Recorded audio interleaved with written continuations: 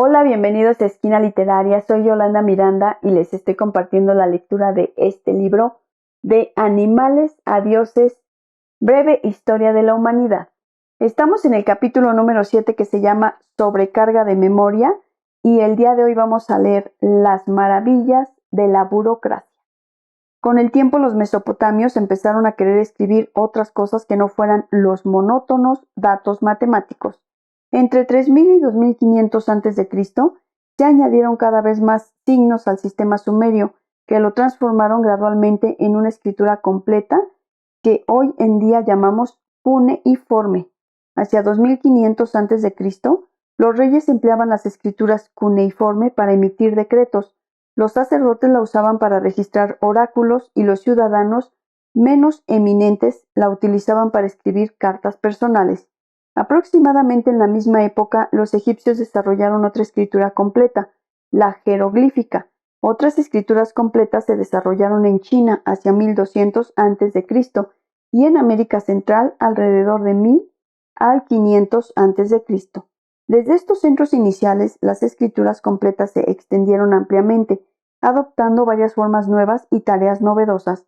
La gente empezó a escribir poesía, libros de historia, novelas, dramas, profecías y libros de receta de cocina.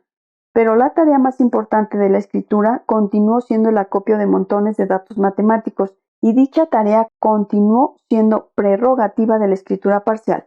La Biblia hebrea, la Ilíada griega, el Mahabharata hindú y el Tipitaka budista empezaron como obras orales. Durante muchas generaciones se transmitieron oralmente y hubieran sobrevivido incluso si no se hubiera inventado nunca la escritura.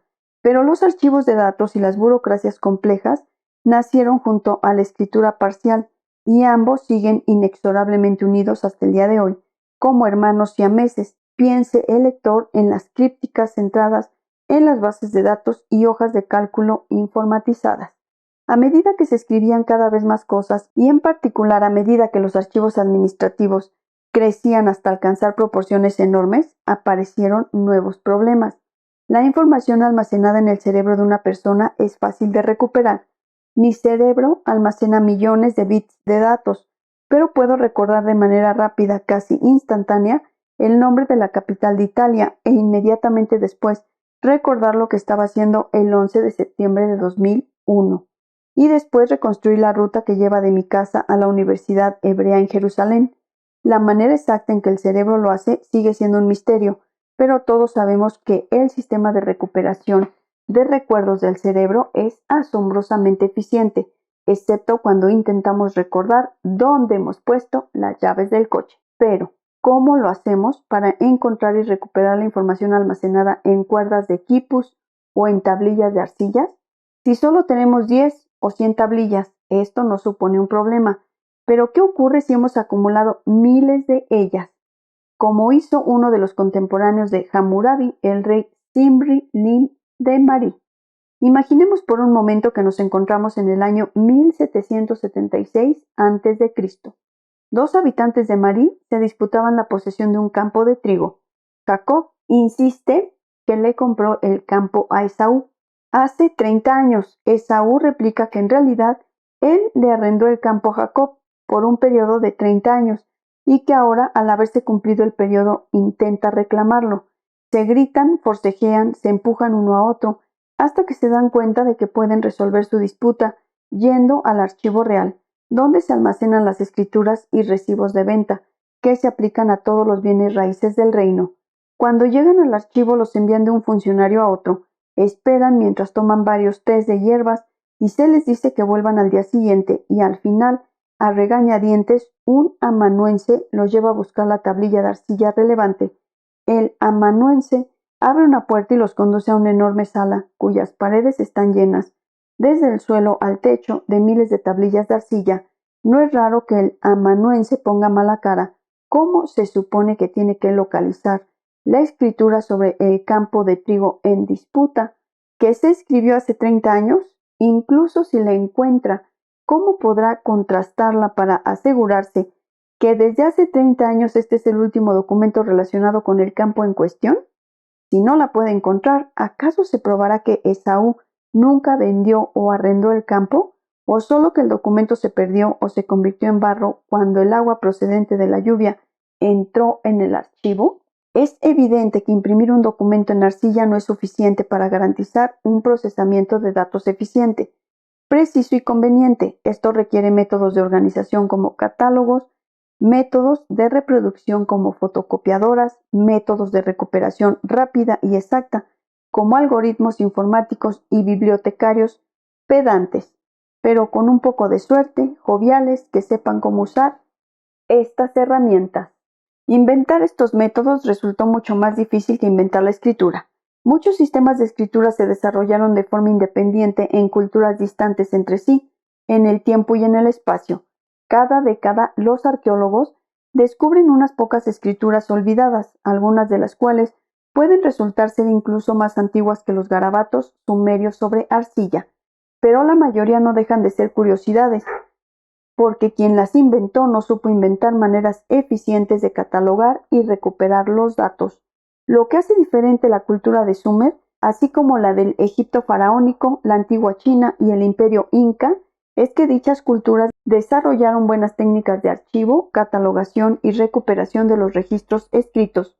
También invirtieron en las escuelas para escribas, amanuenses, bibliotecarios y contables. Un ejercicio de escritura procedente de una escuela de la antigua Mesopotamia, que han descubierto arqueólogos modernos, nos permite vislumbrar la vida de aquellos estudiantes de hace unos 4000 años. Fui y me senté, y mi maestro leyó mi tablilla, dijo, falta algo, y me atizó con la vara.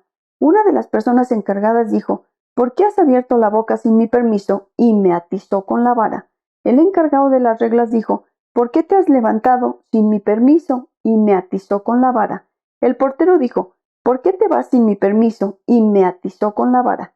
El que custodiaba la jarra de cerveza dijo, ¿por qué has bebido un poco sin mi permiso? Y me atizó con la vara.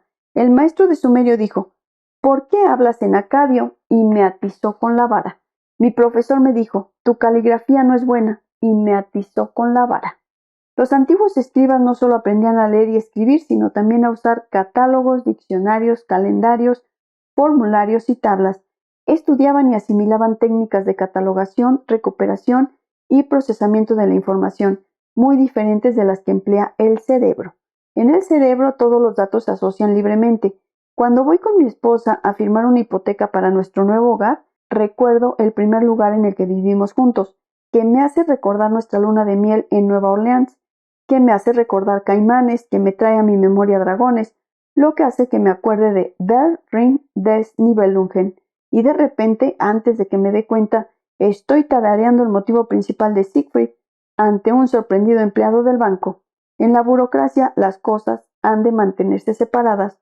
Hay un cajón para las hipotecas de piso, otro para los certificados de matrimonio, un tercero para los registros de impuestos y un cuarto para los pleitos. De no ser así, ¿cómo podríamos encontrar nada? Las cosas que permanecen a más de un cajón, como los dramas musicales wagnerianos, los archivos en el grupo de música, de teatro o invento, quizá una categoría totalmente nueva, son un terrible quebradero de cabeza. De manera que uno está siempre añadiendo, eliminando y redistribuyendo cajones. Para que funcionen las personas que operan un sistema de cajones han de ser reprogramadas, a fin de que dejen de pensar como humanos y empiecen a pensar como amanuenses y contables. Como todo el mundo sabe, desde tiempos antiguos hasta hoy, los amanuenses y contables piensan de una manera no humana, piensan como armarios archivadores. No es culpa suya. Si no pensaran de este modo, sus cajones se mezclarían y ellos no podrían prestar los servicios que su gobierno, compañía u organización requieren. El impacto más importante de la escritura en la historia humana es precisamente el cambio gradual de la manera en que los humanos piensan y ven el mundo. La asociación libre y el pensamiento holístico han dado paso a la compartimentalización y la burocracia.